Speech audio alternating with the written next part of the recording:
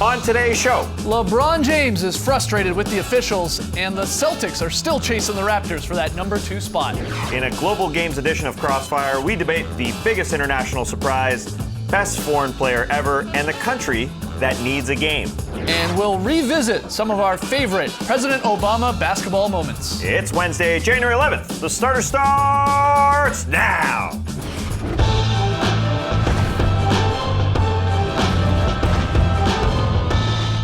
Good evening, sweet world, and welcome to The Starters. Whether you're listening to the podcast, joining us live right now on NBA TV, or later on YouTube, we're happy to have you. I'm J.E. Skeets, and alongside me, as always, that's Taz Mellis. Austin Mahone is a singing sensation. To his right, the international man of mystery, taking it to the max, Lee Ellis. Friend. Lee, and last, certainly not least, over there, it is the bearded one, looking like a real dad today, Trey Kirby. Hey, yo! TK, what's up? Well, I'm wearing a button-up polo shirt, and I guess that's a dad move. But I'm also here at the internet looking for your best tweets at #TheStarters. And guys, Manu Ginobili has a decades-long NBA career full of big shots and game winners. But last night, not so clutch, down 2. Spurs run a beautiful play to get Manu a wide-open 3 from the corner, and he doinks it off the side of the backboard. Cue the sad trombone. But it brings us to today's question.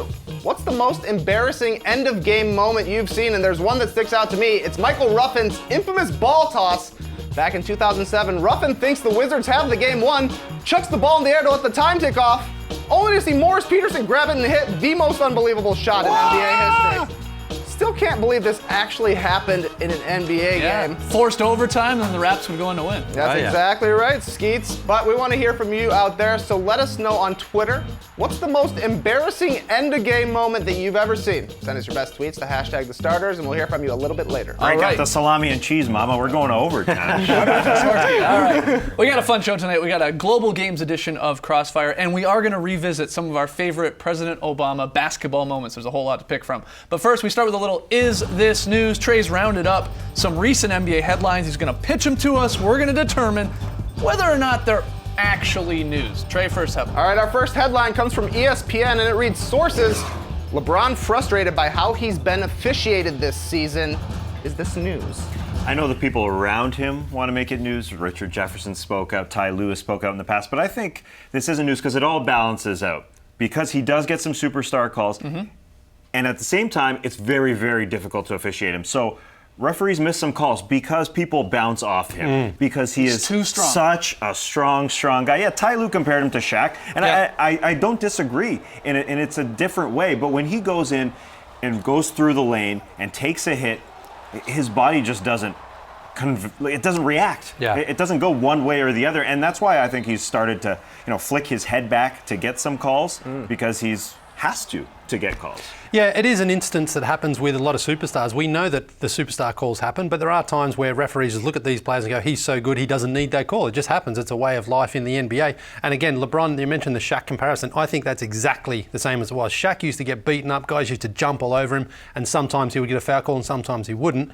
And LeBron, he's going into the lane. He's doing the things he's supposed to be doing, getting contact, going up for high percentage baskets, and not always getting the call. So I don't think he's in the wrong to call out the refs here and say, listen, you got to call me the same as you call everyone else. Yeah, that's what he and, or I guess his teammates, you said there, Tass, and his coach, they're sort of alluding to. They're like, LeBron, yeah, sure, he gets like 7.1 free throw attempts per game. That's great. But you see some of these other guys who maybe are a little bit more jump shooters in a DeRozan, let's say. Not that they're not attacking as well, because they obviously are and they're getting the line. But I think he was comparing it to a Butler or a DeRozan where LeBron's like, hey, I drive more, I play more minutes, and I'm still not getting more free throw attempts than some of these guys. Yeah. But, they keep doing this. It came up in the playoffs a couple times. Obviously in the finals it came up. Yeah, this is just... One thing I will say about LeBron is he knows how to use his body well to establish position. And just because there's contact doesn't mean there's a foul. So he might be feeling that contact, but if he's just maneuvering somebody out the way, that doesn't mean there's a foul there as well. Yeah, he's very smart at doing that. The real news from last night with LeBron James playing should be the Utah Jazz picking up a very solid win against the Cavs. And they played incredible, and they're going to have a couple All-Stars, I think, going to New Orleans, be it Hayward and Gobert, one of them or both of them.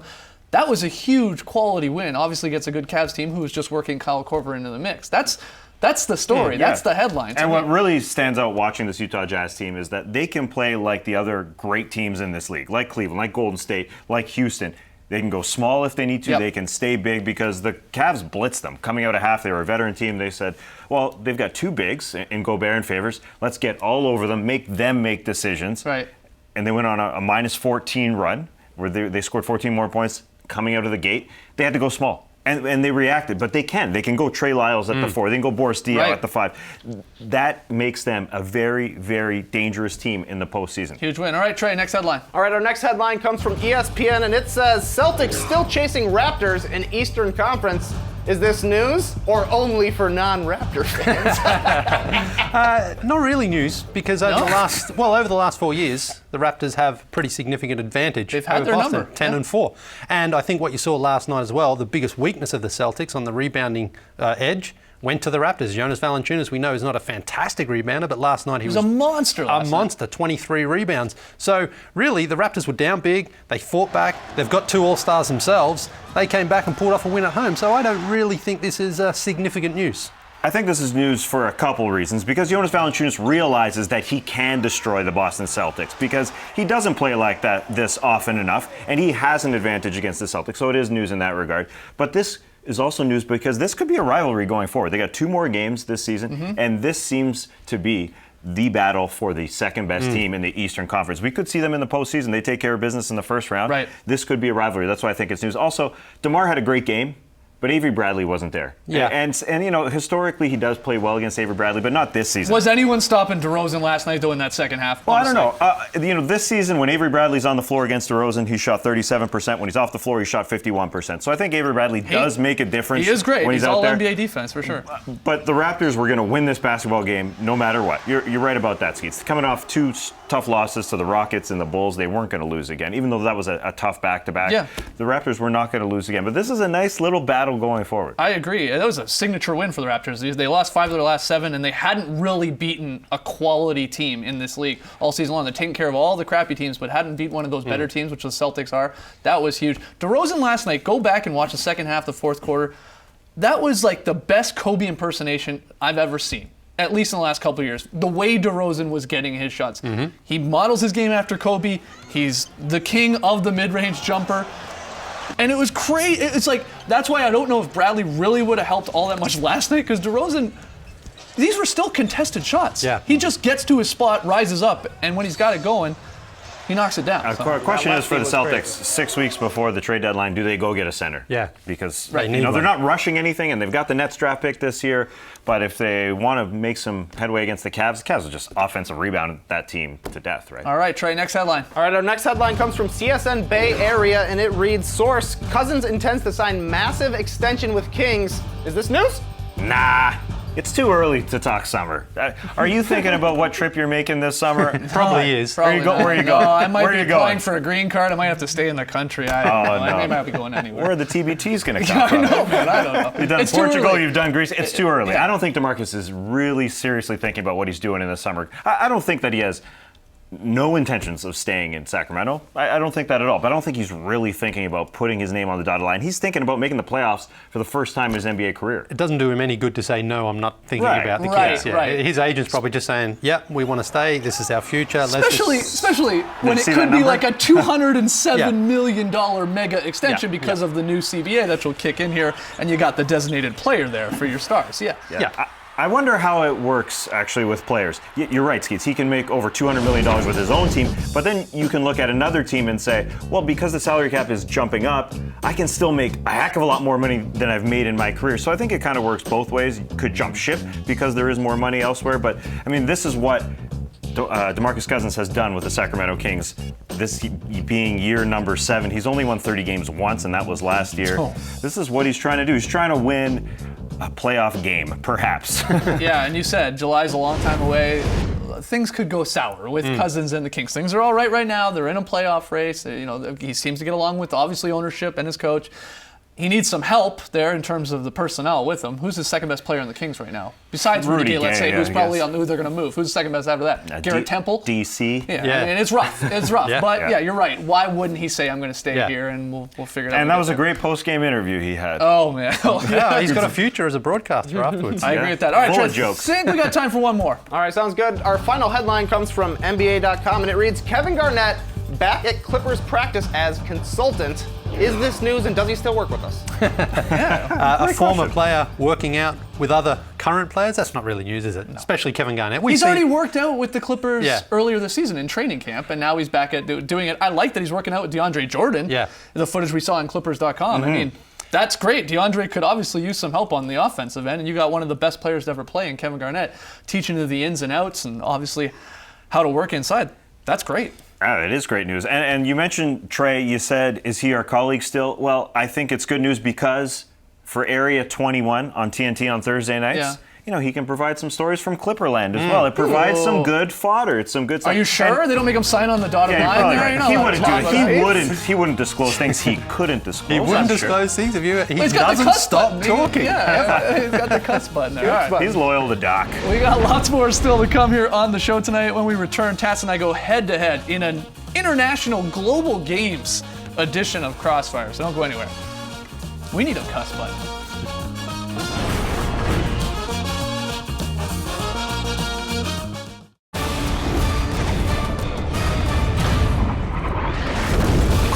Crossfire!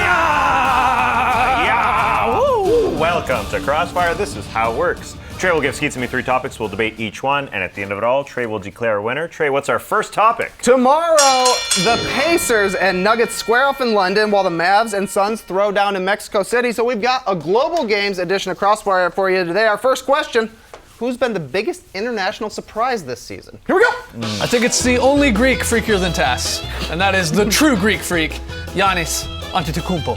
Oh. He's a household name that no one can pronounce. He really is. And that's why it's a surprise. Maybe it's not a shock that he got good, because we knew he was eventually going to get good. It's just how quickly he got great. He's averaging 24 points per game, 9 boards, 5.7 assists, 2.1 blocks, and 1.9 steals. If he keeps that up, he'll be the only player in NBA history to have those types of numbers. He's just become a superstar overnight, so I gotta go with him. Biggest surprise. The freak has been real freaky, but I'm going to give you a guy who came out of nowhere. Nikola Jokic. A guy you called Arvydas Sabonis the other day. He plays like him. True. He's a big who can pass, baby. 5 assists per game since December 1st. He passes in the post, out of the post. He's just a real old school guy, and I love him. He didn't start the year as a starter. I think Mike Malone realizes now he's got to play big minutes. And since December 1st, when I mentioned he's got 5 assists, he also has 17 and 9, which are great numbers. Can't wait to watch him in the Rising Stars Challenge. Yeah, he's for going to sure. be But great. Giannis is right behind LeBron in All-Star votes already. We knew he was going to be great. All right. quick, Break not that it up. Round 2 here from Hank Biasotti to Juancho Hernan Gomez.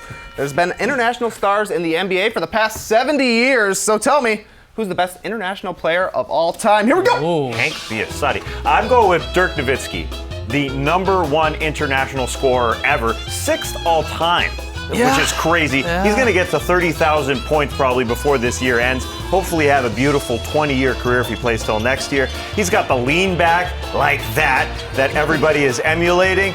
And he toppled the best player of this generation in 2011 when he beat LeBron James. The career is perfect. Dirk might be the greatest international scorer of all time, but he's not the greatest international two-way player of all time, which in my books makes you the best international player of all time, and that's Hakeem Olajuwon. Also one of my favorite players of all time. yeah. Hakeem the Dream, baby. We got the jersey hanging on the set.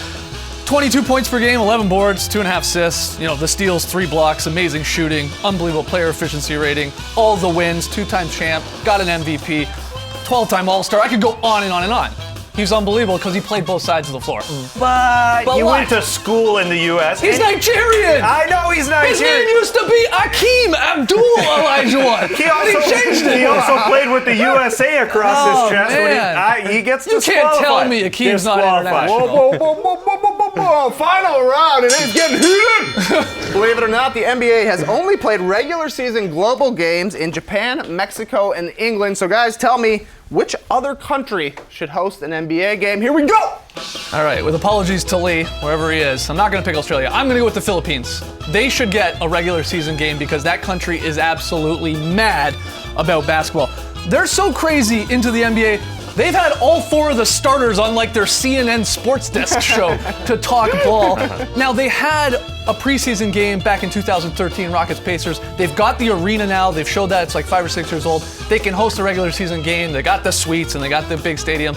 I think it's the Philippines. They're nuts. There is a country in Hey, Europe hey, that hey. You don't have to apologize to. You do not have to apologize. What's going on here?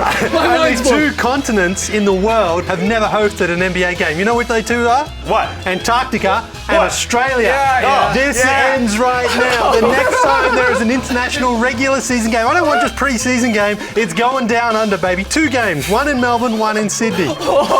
Since 2005, 3 number 1 picks have been born in Melbourne. Bogut, Kyrie now we're Irving, gonna count Kyrie and Irving as He was Australian? born there. I didn't say he was Australian, I said he's born there. man. I refuse to have a game. Raise my hand now! Tag team victory for It's a tag team. Yes! We're coming. We're coming.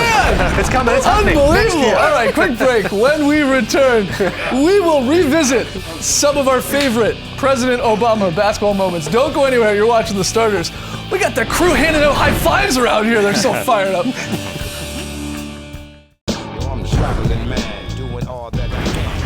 Welcome back to the show. Last night, we watched Barack Obama make his last public speech as president. And as basketball fans, we're going to miss a basketball-loving president. And that's why we decided to compile the most memorable Barack Obama NBA moments.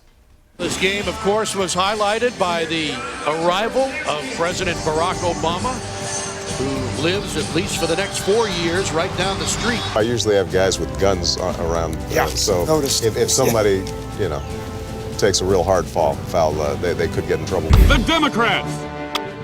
Obama slams it in. Nobody ever lets me win because if you let me win, you'll never hear the end of it. I'll talk a little trash about you. I'll make you feel bad about yourself. What are y'all doing with this rookie, man? Is he carrying the bags and stuff? Up on Kiss Cam a moment ago. A presidential smooch. I've been a fan of Coach Jackson's ever since his days running the triangle offense in Chicago.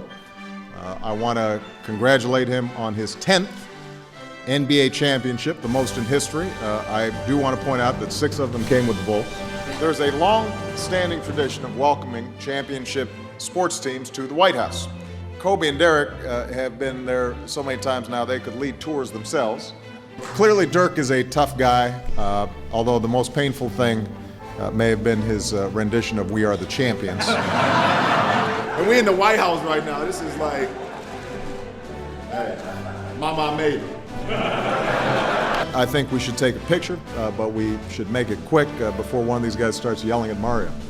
I want the coach to know that he is not contractually obligated to take questions after the first quarter of my remarks. It is rare to be in the presence of guys from the greatest team in NBA history.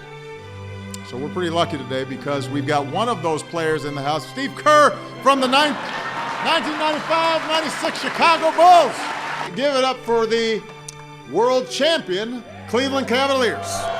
That's right, I said world champion and Cleveland in the same sentence. Tell JR and everybody to put on a shirt, though. Okay, I will. I definitely will. You can't be just walking around without a shirt. Okay, I definitely will. Jump man. This boy's up to something. He just spent like 2 or 3 weeks out of the country. You don't need this little clip art over here, so let's take that out. Elbow in a little bit. All right, release. Make sure it's on your fingertips. Oh, man. That's what I'm talking about. That's what I'm talking about. That's science right there. Giannis Antetokounmpo.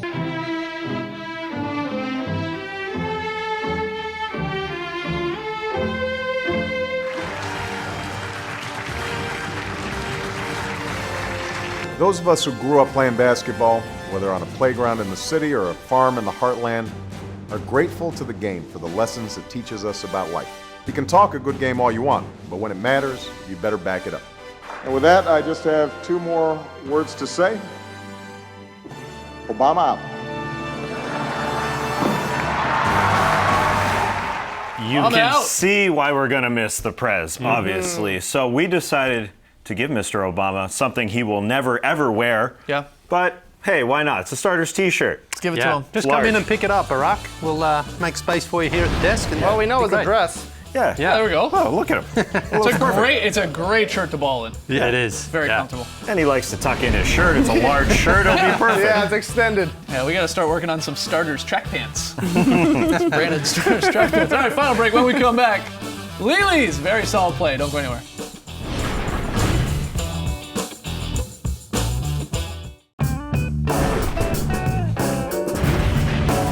We asked you earlier in the show, what's the most embarrassing end-of-game moment you've seen? You hit us up on Twitter, #TheStarters. Trey has a few of your best answers. Yeah, a lot of great responses, but I'm sorry to do this, Skeets and Tess. These are all Raptors embarrassments that people sent in, like Connor, who said when DeRozan hit the game winner, but Coach Casey called timeout. Sabonis Goat says, when Caron Butler stole the ball from Jonas Valanciunas with a few seconds on the clock and tried to score. Super weird moment, and I know this is Tass's favorite. Tim Butter says, Chris Childs forgets the score. Oh, that's the worst. Sorry, guys. Dirty. 2002.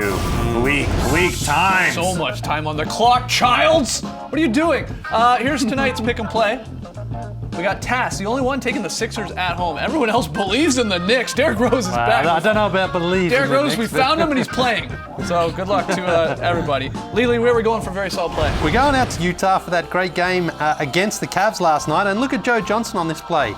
Misses a shot, but just keep your eye on Joe because he stays in the play. That's what you got to do. You got to always tell the kids stay in the play. Look at that beautiful little tap to Derek Favors, who throws in a dunk. You know, dunks usually aren't in very solid plays, but I'll make an exception because of this beautiful tap pass. That beautiful, nice finish. That's what I call a very solid play. Very solid fundamentals, Joe Johnson. Got some great news, guys. As we're recording, we had a wedgie! Tonight, right now, as we're recording, we had a wedgie in Philadelphia. That game we were just talking about, it gets stuck. Right here, first quarter, a few minutes in. That's the beauty of doing a show live. At 7 Eastern, we get a wedgie. Let's update the board. Let's update the board. While you're doing that, I want to remind you, tomorrow, we got a 3 p.m. Eastern game because it's the Pacers and Nuggets as part of the Global Games in London, England. So catch that here on the network coverage beginning at 2 p.m. Eastern. There we go. Lee has updated the board, and we got some fan signs, Lee. Oh, yes, we do. The first one is in Toronto. It's from Julie and her son. Took along a great sign there that says a lot of starterisms and things on there. Embrace this poster, people.